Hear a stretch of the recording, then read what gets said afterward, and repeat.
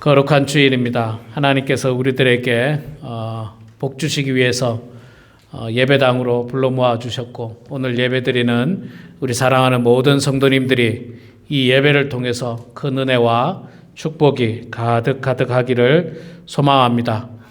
오늘은 여러분 5월 5일 한국에서 어린이날이고 또 교회에서는 어린이 주일로 지키지만 안타깝게도 우리 교회는 어린이가 없습니다. 그래서 제가 어린이 주일과 관련된 설교 말씀을 준비하지는 않았습니다. 그러나 성경을 통틀어서 반복되어지는 말씀 가운데 하나는 어린이와 관련해서 어린아이와 같이 순수한 마음을 갖지 않으면 하나님 나라를 얻을 수 없다고 말씀하고 있습니다. 어린아이와 같이 순수한 마음, 겸손한 마음, 계산하지 않는 마음, 깨끗한 마음, 그런 마음이 있어야 된다고 말씀을 하고 있습니다. 그 마음을 가지고 여러분 모두가 하나님 나라의 주인이 되는 그런 여러분들 다 되기를 소망합니다. 계속해서 우리가 느헤미야 말씀을 보고 있습니다. 느헤미야는 여러분들 말씀드린 데처럼 자신은 비록 페르시아에서 태어났지만 자신의 조상들의 고향인 예루살렘 성이 무너지고 불타고 성문이 불타고 그런 소식을 듣고 마음 아파했습니다. 그 이유는 뭐냐면 아버지, 할아버지, 증조 할아버지를 통해서 이스라엘에 대한 그 마음, 그리고 하나님께서 세우신 선택받은 백성에 대한 신앙을 느헤미야는 어릴 때부터 아마 잘 배웠던 것 같습니다. 그래서 예루살렘 성이 불탔다, 성벽이 무너졌다는 소식을 듣고 마음 아파하고 슬퍼하고 할 수만 있다면 내가 가서 그 성벽을 재건하는 일에 도와야 되겠다, 그런 마음을 가졌던 사람이 바로 느헤미야입니다. 그래서 느헤미야는 오늘 본문 말씀을 통해서 보면 직접 그가 그 일들을 실천합니다. 실행에 옮깁니다. 예루살렘으로 갑니다. 안 가도 되는데, 자기는 모르는 척해도 되는데, 성벽이 무너지든지 성문이 불타든지 나라가 망하든지 아무 상관이 없습니다. 느헤미야 입장에서는 모르는 척해도 괜찮습니다. 자기 혼자 잘 먹고 잘 사면 돼요. 잘 먹고 잘 살 수 있는 기회가 있습니다. 지금 왕 밑에서 아주 높은 자리에 있으니까 괜찮은데도 불구하고 하나님에 대한 신앙 때문에 자기의 모든 것들을 내려놓고 고생을 자처한 겁니다. 고생을 자처한 거예요.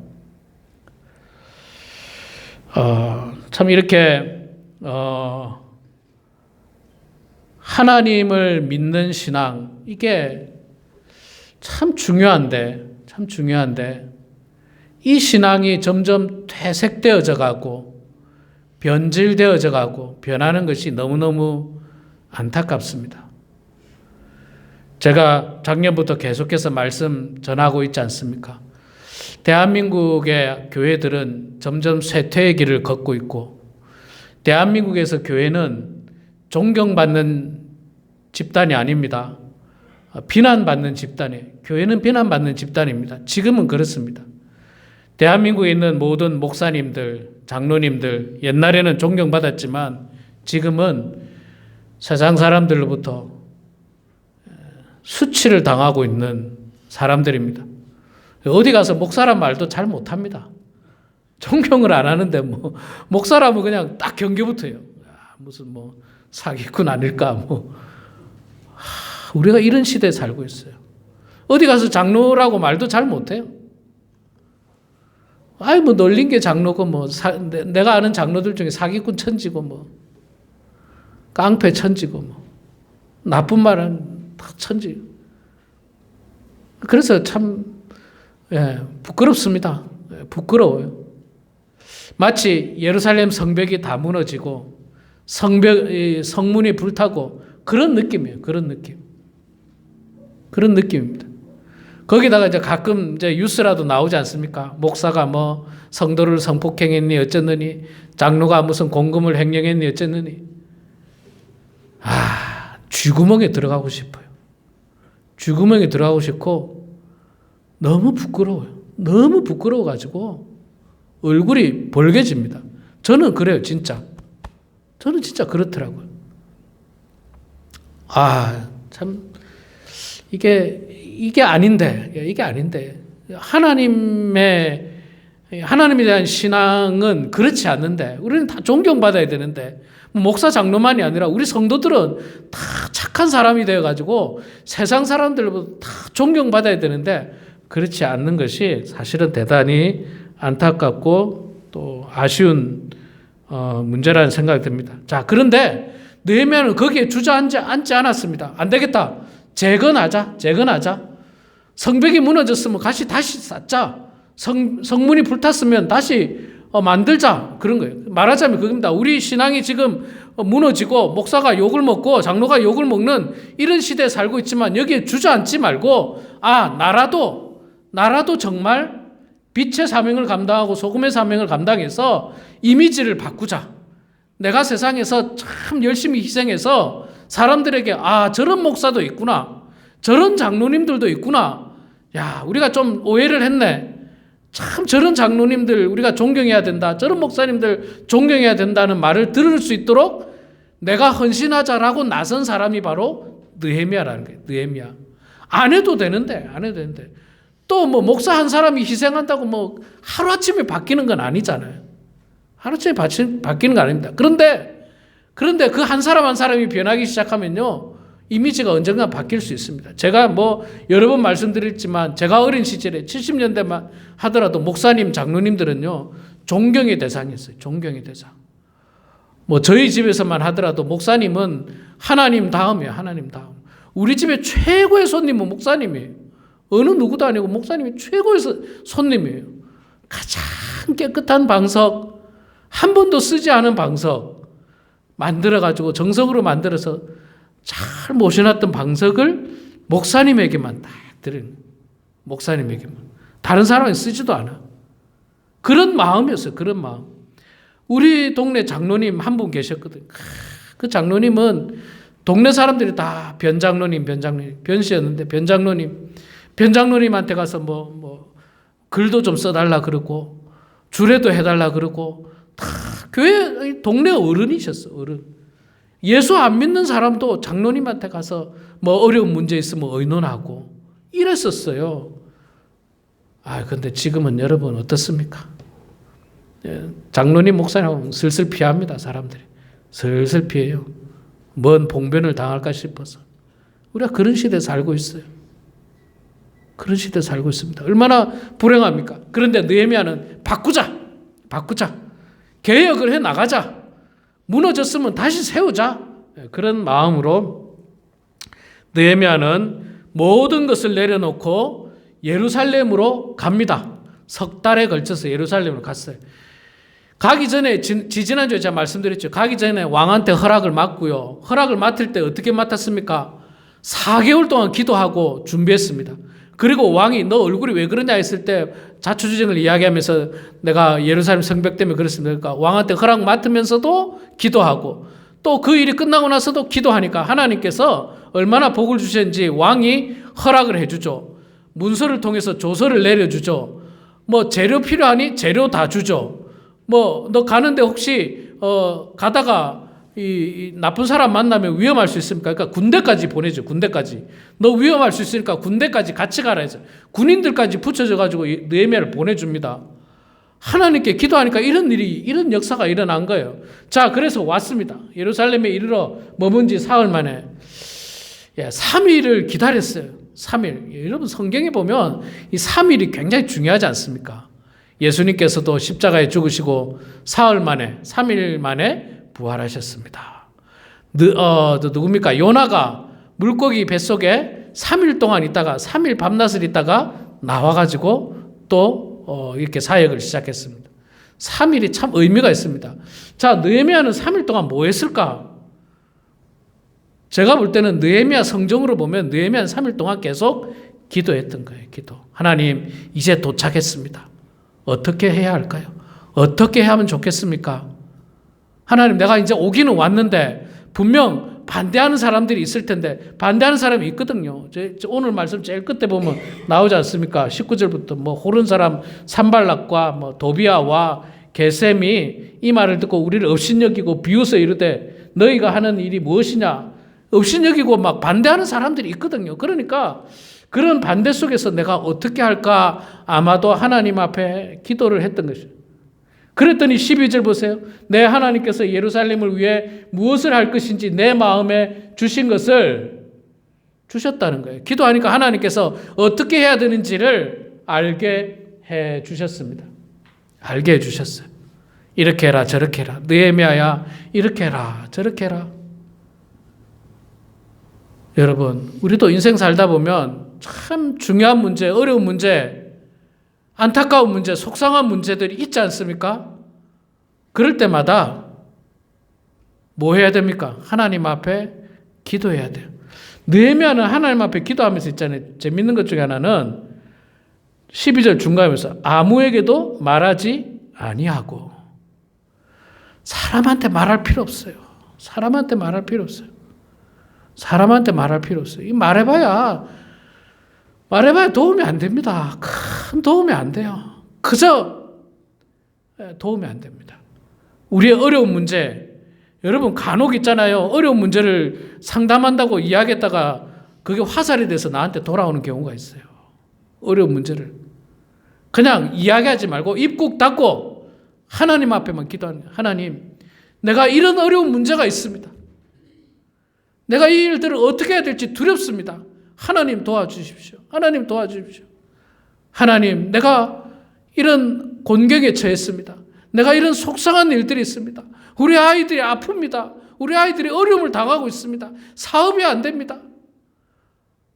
이런 거 있잖아요. 하나님 앞에 기도하셔야 돼요. 사람한테 말해봐야 뭐 큰 도움이 없어요. 나중에 그게 있잖아요. 돌고 돌아가지고 나를 공격하는 도구가 될 때가 있어요. 공격하는 도구. 말하지 말고 하나님 앞에 기도해야 됩니다. 열심히 기도해야 됩니다. 열심히 기도하니까 하나님께서 그 방법을 알려주셨다는 거예요. 방법을 알려주셨어요. 이제는 다시 회복하자는 거죠. 일어나자는 거죠.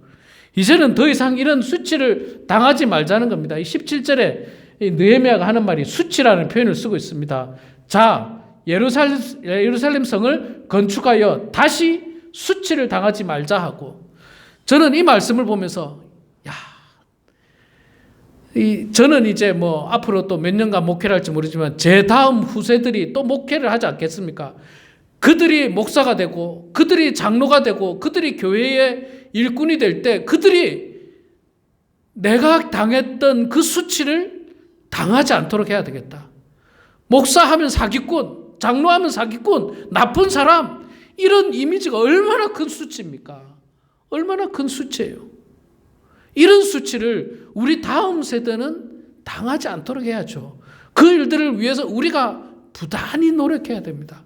이미지를 완전히 바꿔야 됩니다. 제가 말했던 70년대에 한국교회 목사님들이 존경받은 그 시절로, 장로님들이 존경받는 그 시절로 돌아가기 위해서 지금 우리들이 노력하지 않으면 우리 다음 세대들은요, 교회 다니는 것이 수치스러운 일이 될 거예요. 야, 너 교회 나가냐? 그 나쁜 아주 그냥 이중인격 집단들이 모이는 교회 나가냐?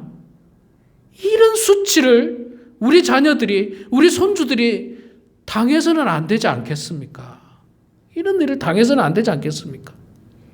우리 자녀들, 우리 손주들이 교회 다닐 때는 참 존경받는 사람으로 교회 다녀야 되지 않겠습니까?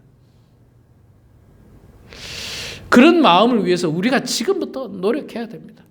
부단히 노력해야 돼요. 내가 손해보지 않으면 안 돼요. 내가 참지 않으면 안 되는 겁니다.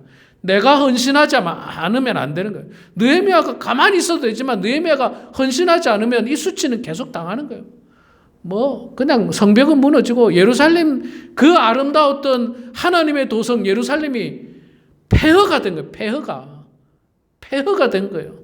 그 옛날 다윗 왕과 솔로몬 왕 때 그 화려하고 아름답고 찬란했던 그 예루살렘 도성이 그냥 폐허가 돼가지고 동물들이 우르글거리고 그냥 그런 어떤 곳에 있는 것을 우리가 바꾸지 않으면 안 되는 것입니다. 자, 그래서 이 느헤미야가 하나님 앞에 기도하고 이제 하나님 앞에 어떻게 하면 좋겠습니까? 기도하면서 하나님께서 그 마음에 어떻게 하는지를 알려주셨어요. 어떻게 할 것인지 12절에 예루살렘을 위하여 무엇을 할 것인지 어떻게 할 것인지를 하나님께서 마음에 주셨습니다. 그리고 나서 그 느헤미야가 뭘 했느냐면 밤에 일어나 몇몇 사람과 함께 나갈새 내가 탄 짐승 외에 다른 짐승이 없더라. 아무에게도 말하지 아니하고 조용히 예루살렘 성에 한번 나가봤어요.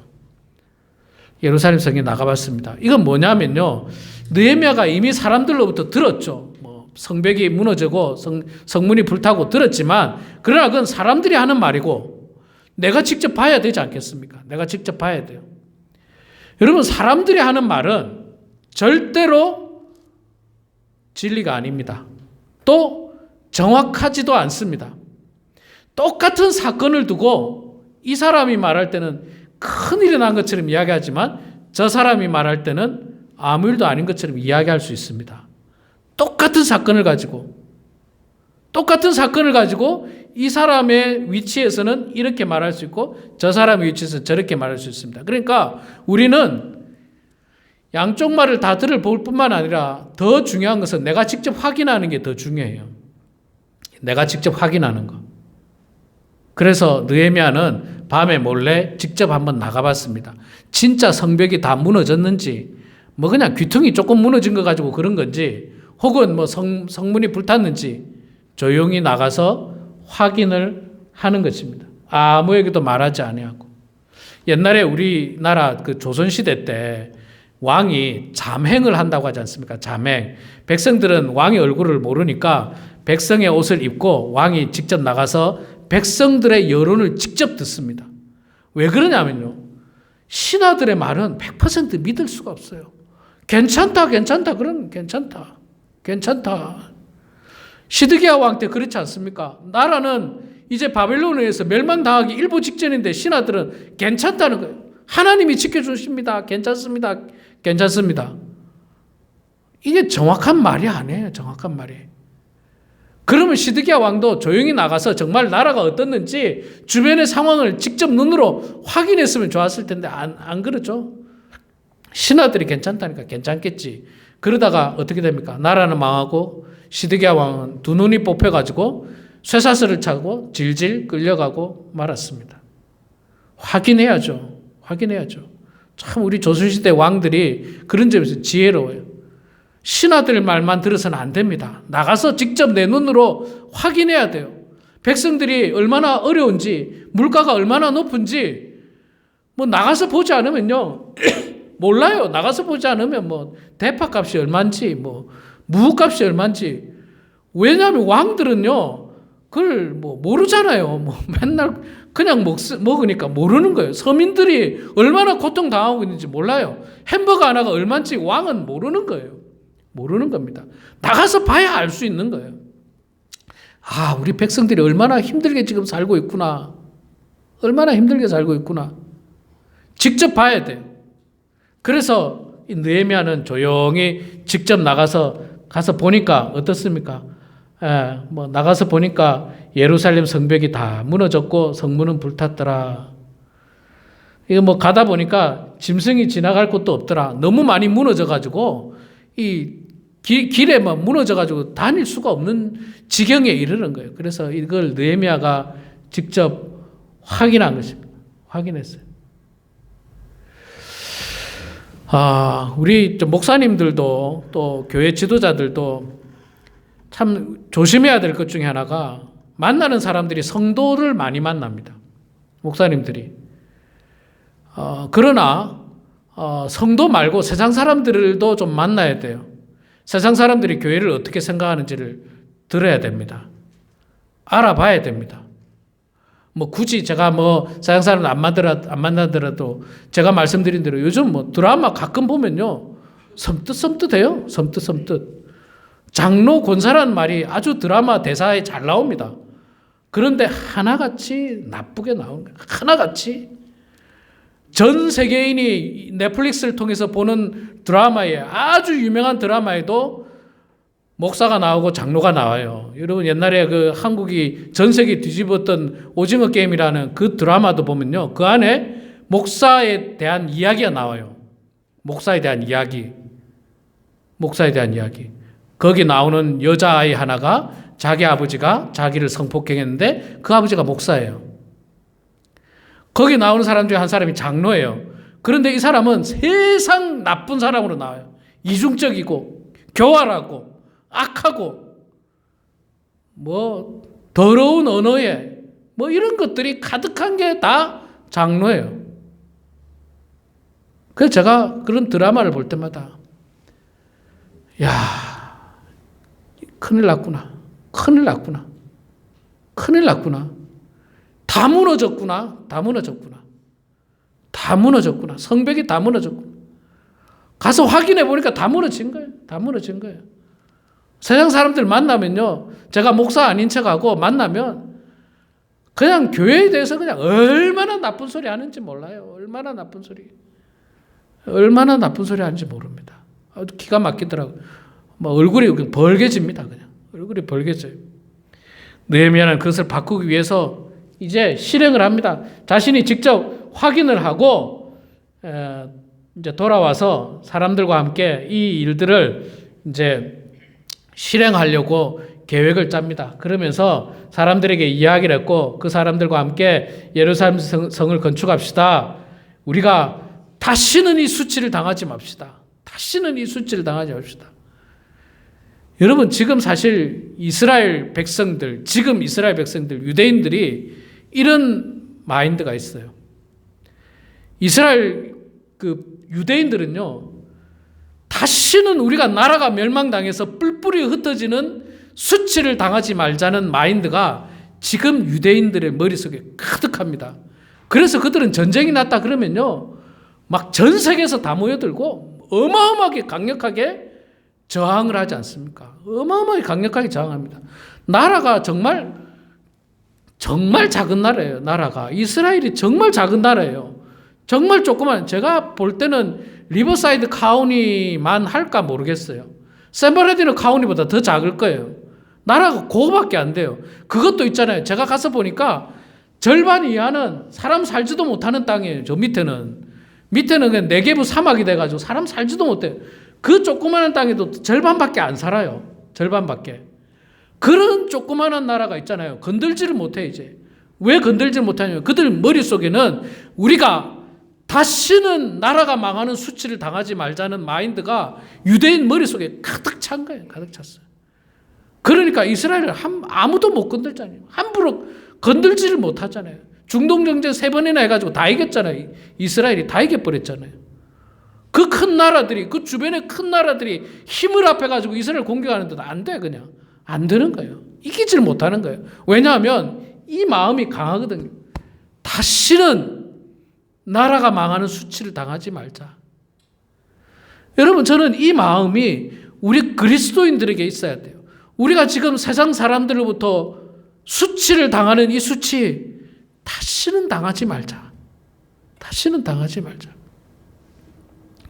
우리의 행동이 깨끗해야 돼요. 우리의 행동이 깨끗해야 돼요. 깨끗한 정도가 아니라 우리가 희생해야 되고 우리가 양보해야 되고 내가 참아야 돼요. 내가 참아야 돼요. 우리의 언어 생활이 입만 열면 거짓말, 입만 열면 과장, 이런 거 다 집어쳐 버려야 돼요. 다 집어쳐 버려야 돼요. 그 사람 입만 열면 거짓말이고, 입만 열면 뭐, 그냥 뭐, 뻥이고, 뭐. 이런 수치를 우리가 언제까지 당해야 됩니까? 저는 가끔 집사람한테 그런 이야기해요. 제가 이제 막 세상 뉴스 중에 막 목사가 어떠고 이런 뉴스 나오잖아요. 진짜 목사 그만두고 싶어. 그만두고 싶어. 내가 욕먹는 게 싫은 거예요. 목사 싸잡아서 욕하잖아요. 내가 뭐 그렇게 나쁜 짓 하지는 않았지만 싸잡아서 욕먹는 게 너무 싫은 거예요. 뭐 욕먹으려고 목사했습니까? 그런 건 아니거든요. 그래서 우리는 이 마음을 가져야 됩니다. 더 이상 다시는 이 수치를 당하지 말자. 이 수치를 당하지 말자. 여러분, 우리도 존경받아야 되지 않습니까? 하나님 믿는 사람이 존경받아야죠. 예. 입만 열면 세상 사람들과 별반 다를 거 없고, 세상 사람들은요, 우리가 흔히들 다 그런 이야기 하잖아요. 세상 사람들은 그저 속상한 일이 있어도 그냥 친구들끼리 술 한잔 먹고 다 화해한다 그러잖아요. 근데 우리는 기독교인들은 화해 안 해요. 예. 술을 안 먹으니까 그런지 모르겠지만 화해도 안 하고 끙끙 가지고 있습니다. 끙끙 가지고 있습니다. 그냥 분명히 성경 말씀을 통해서는 그런 것들을 다 용서하라고 했는데 가장 용서를 못하는 집단이 교회예요. 가장 용서 못하는 집단이 교회예요. 성경에서 그렇게 용서 이야기하는데 교회는 용서하고는 거리가 멀어요. 용서해야 되는데. 그러니 세상 사람들이 우리를 우습게 보는 거예요. 우습게 보는 거예요. 세상 사람들은 그냥 술 한잔 먹고 그냥 없었던 일이라 그냥 미안하다 이러고 끝나는 거예요. 그냥 더 이상 뒤끝도 없이 끝나는데 기독교인들은 안 끝나요. 1년을 품고 2년을 품고 10년을 품고 20년을 마음속에 품고 원수를 사랑하는 게 아니라 끊임없이 증오하고. 그러니 어찌 우리가 수치를 안 당할 수 있겠습니까? 어찌? 저도 마찬가지입니다. 저도 별반 다를 게 없습니다. 그래서 우리가 더 이상 수치를 당하지 않으려면 느헤미야와 같이 정말 기도 많이 하면서 바꿔야 돼요. 이미지를 바꿔야 돼요. 기도하고 실행을 옮겨도 우리를 공격하고 막 방해하고 그런 사람이 있어요. 왕한테 허락을 맡았는데도 왕의 이름을 들먹이면서 공격하는 사람들도 있어요. 우리가 극복해 나가야 하는 것입니다. 18절에 이야기하고 있습니다. 또 그들에게 하나님의 선한 손이 나를 도우신 일과, 우리가 하나님 앞에 기도하고 결단하고 헌신하면 하나님께서 나를 돕는 선한 손을 펼치신다는 거예요. 하나님께서 나에게 선한 손을 펼치신다는 겁니다. 내가 바보라서 양보하고 내가 바보라서 희생하는 게 아닙니다. 우리는 하나님의 선한 손길을 믿기 때문에 양보하고 용서하고 내가 손해보고 내가 참고. 왜? 하나님의 선한 손이 결국에는 나를 축복하기 때문에. 여러분, 저는 있잖아요. 저는 정말 축복의 사람이에요. 저는 정말 축복의 사람이에요. 하나님의 선한 손이 저를 얼마나 많이 도와주셨는지 몰라요. 우리도 여러분 마찬가지입니다. 우리는요, 하나님의 선한 손에 도움을 받을 수 있는 사람들이에요. 그런데 우리가 그 선한 손을 막 뿌리치고 막 하나님 필요 없습니다. 내 마음대로 하면 돼요. 내 성격대로 하랍니다. 하나님. 나 성격 건들지 마세요. 하나님. 그 선한 손이 임할 수가 없어. 자기 성격대로 하겠다는데 내 성격대로 하겠다는 사람은 그리스도인 아닙니다. 왜 아닌지 아세요? 갈라디아서 2장 20절에 이야기하지 않습니까? 내가 그리스도와 함께 십자가에 못 박혀 죽어야 된다는, 이게 그리스도인이거든요. 나의 자아는, 내 성격은 그리스도와 함께 십자가에 못 박혀 죽는 게, 그게 그리스도인이고요. 그럼 뭐가 사느냐? 내 속에 있는 예수 그리스도께서 살아 역사하는 게, 그게 바로 그리스도인이에요. 그게 그리스도인입니다. 그리고 세상에 성격 없는 사람이 어디 있습니까? 그런데 예수 믿으면서 그 성격을 다 누르고 죽여버리고 다 없애버린 거예요. 그게 성화의 길이에요. 성화의 길. 영적으로 성장하는 길입니다. 그런데 내 성격대로 사는 사람, 변화되지 않은 사람이에요. 그리스도인이라고 말하기 어려운 사람이에요. 그래서 우리가 수치를 당한 거예요. 수치를 당한 거예요. 지나가다가 운전하는데 뭐 크게 잘못하지도 않은데 욕하는 경우가 있잖아요. 손가락으로 욕하고 막 욕하는. 성격상으로 막 우고 오르죠. 막 나도 그냥 욕하고 싶고 막. 그런데 내가 그리스도인 아닙니까? 내가 참아야죠. 꼭 참고 미안하다고. 내가 잘못 안 했는데도. 그게 그리스도인의 모습이에요. 그리스도인 아닌 사람은 어떠냐? 같이 욕하고 같이 손가락 욕하고 막 차에서 내려가지고 멱살 잡고 뭐. 그러니까 그리스도인들이 교회가 수치를 당하는 거예요. 수치를 당하는 거예요. 우리 사랑하는 성도 여러분, 우리 자녀들이 다니는 교회, 우리 자녀들이 혹시나 여러분들이 자녀들이 목회를 한다든지 손주들이 목회를 한다든지 또 자녀나 손주들이 장로님이 되신다든지 권사님이 되신다든지 교회 집사님이 되신다든지 교회를 출석하는 그리스도인이 될 때 그들이 수치를 당하지 않도록 우리가 지금 자정의 노력을 해야 됩니다. 자정의 노력을 해야 돼요. 내가 희생하고 내가 양보하고 내가 손해보고 내가 헌신하고 그 일들을 통해서 우리 교회가 변화될 수 있고 또 그동안 무너졌던 우리의 신앙, 무너졌던 예루살렘 성벽, 성문이 다시 회복될 수가 있는 것입니다. 우리 사랑하는 성도 여러분, 오늘 이 말씀을 기억하시면서 이 시간에 우리 다 같이 한번 동성으로 한번 기도하도록 하겠습니다.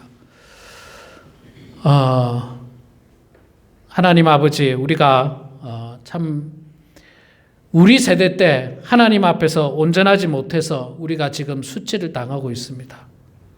더 이상 이 수치를 당하지 않도록 우리가 무너진 신앙이 회복될 수 있도록 여러분 기도해 주시고 우리의 죄악된 마음들 또 우리의 악한 행동들 우리의 이중적인 생각들, 마음들, 행동들 그 모든 것들이 다시 변해서 하나님이 기뻐하는 신앙으로 회복되어지고 하나님이 원하시는 신앙으로 다시 회복되어질 수 있도록 우리 시간 같이 통성으로 기도하고 제가 마무리 기도하도록 하겠습니다. 함께 기도하겠습니다.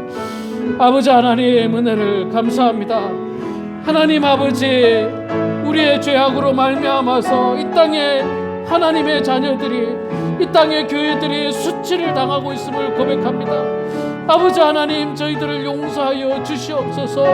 우리가 하나님 앞에 바로 서지 못하였고 우리가 하나님 앞에 온전하지 못하였음을 고백합니다. 목사들의 죄악으로 말미암아서 장로들의 죄악으로 말미암아서 그리스도인들의 죄악으로 말미암아서 아버지 하나님 우리가 참으로 하나님의 영광을 가리고 하나님의 얼굴에 먹칠을 하며 수치를 당하고 모든 것들이 무너지는 아버지 하나님 죄악된 모습을 보여왔습니다. 주여 용서하여 주시옵소서. 주여 용서하여 주시옵소서. 아버지 하나님 무너진 모든 우리의 신앙이 회복되게 하여 주시옵소서. 하나님 우리의 인격이 회복되게 하시고 우리의 영성이 회복되어지게 하여 주시고 우리의 믿음과 우리의 신앙이 바르게 회복되어질 수 있도록 하나님 아버지 붙잡아 주시고 아버지 하나님 역사하여 주시옵기를 주님이여 간절히 빌고 원하옵나이다. 사람들이 교회를 떠나고 있습니다. 사람들이 교회를 혐오하고 있습니다. 하나님 아버지 우리의 죄들을 주님 용서하여 주시고 아버지 하나님 역사하여 주시어서 하나님의 은총 가운데 다시 한 번 더 부흥의 역사가 일어나게 하시고 신앙의 회복들의 역사가 일어날 수 있도록 하나님 아버지여 도와주시옵소서. 아버지여 도와여 주시옵소서.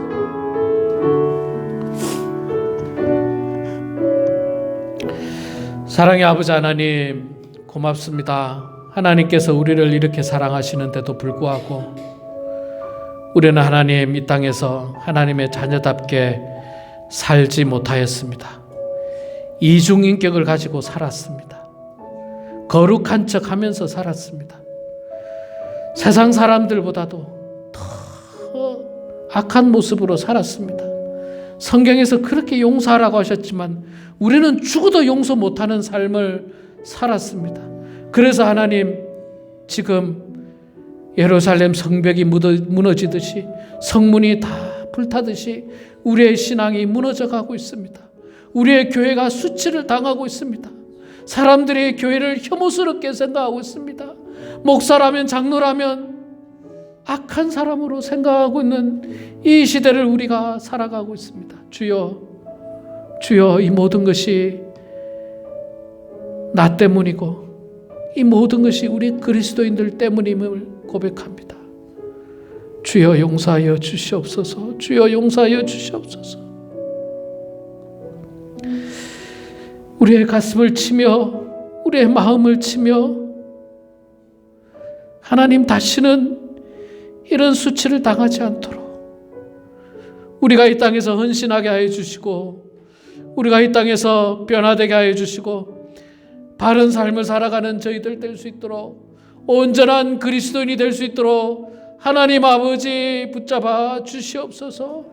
우리의 자녀들이, 우리의 손주들이 이 땅에 살아갈 때 그리스도인들이 존경받게 하여 주시고, 그리스도인들이 칭찬받을 수 있도록 하나님 도와주시고, 예수를 믿지 않는 사람들조차도 예수 믿는 사람을 바라보며 그들 마음속에 예수를 믿고자 하는 열정들이 생길 수 있도록 하나님 아버지 도와주시옵소서. 아버지 하나님, 우리들 마음을 주님께서 주장하여 주시고 역사하여 주시고 함께하여 주시옵기를 간절히 빌고 나오며 예수님의 이름으로 기도드리옵나이다. 아멘.